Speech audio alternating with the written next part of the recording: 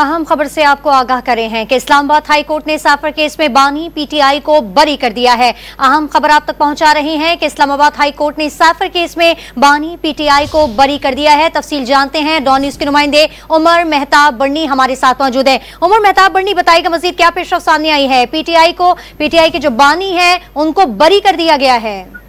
जी बिल्कुल, इस्लामाबाद हाईकोर्ट की जानिब से साइफर केस का फैसला फलदम करार देते हुए बानी पीटीआई और शाह महमूद कुरैशी को बरी करार दे दिया गया है और तमाम चार्जेस से जो है वो उन दोनों मुल्जिमान को बरी करार दिया गया है।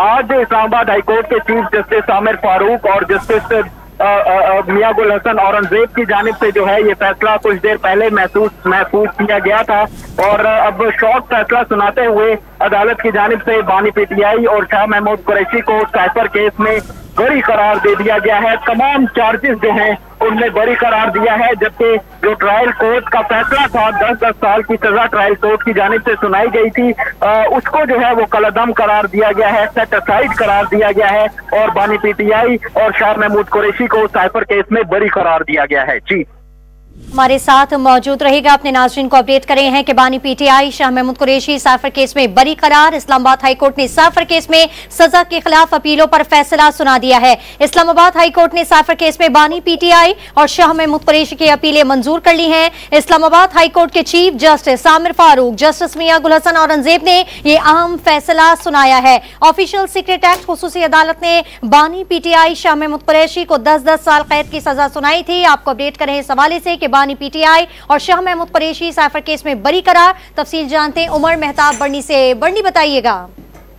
जी बिल्कुल, इस्लामाबाद हाईकोर्ट की जानिब से बानी पीटीआई और शाह महमूद कुरैशी को साइफर केस में बरी करार दे दिया गया है। तमाम चार्जेस जो हैं इस केस में जो लगाए गए थे उन तमाम चार्जेस में दोनों मुल्जिमान को बरी करार दिया गया। अदालत की जानिब से ट्रायल कोर्ट का फैसला जो है उसको कलअदम करार दिया गया है। चीफ जस्टिस आमिर फारूक और जस्टिस मियां गुल हसन औरंगजेब पर मुश्तमिल डिवीजन बेंच ने अब से कुछ ही देर पहले ये फैसला जो है वो सुनाया है। इससे कबल सलमान सफदर जो कि बानी पीटीआई के वकील थे उनकी जानिब से दलाइल दिए गए।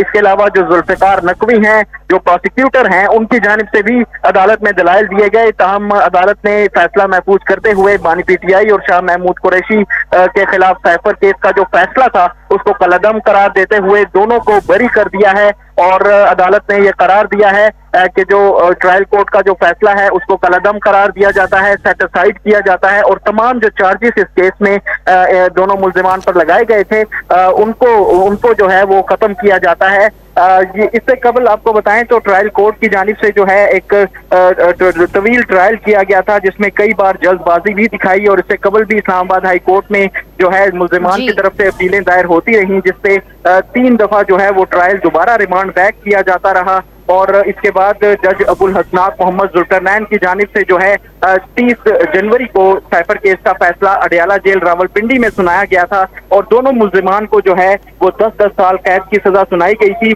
इस ट्रायल के हवाले से आपको बताऊं तो ये अडयाला जेल में कंडक्ट किया गया और इस दौरान जो मुल्जिमान के वकला थे उनको गवाहान पर जिरह की भी जो है वो इजाजत नहीं दी गई थी अदालत की जानिब से और अदालत की जानिब से दोनों मुल्जिमान के लिए सरकारी वकील जो है वो मुंतखब किए गए थे, सरकारी वकला की जानिब से जो है वो जिरह की गई थी। तो इस हवाले से भी जो है ये इस्लामाबाद हाई कोर्ट में इसकी बाज़गश्त जो है वो सुनाई देती रही कि वकला को जिरह का मौका नहीं दिया और कानूनी तकाजे जो है वो पूरे नहीं किए। ताहम आज अदालत की जानिब से ये फैसला सुनाते हुए जो ट्रायल कोर्ट का फैसला था उसे कलअदम करार दिया गया है और बानी पीटीआई और शाह महमूद कुरैशी को साइफर केस में बरी करार दे दिया गया है।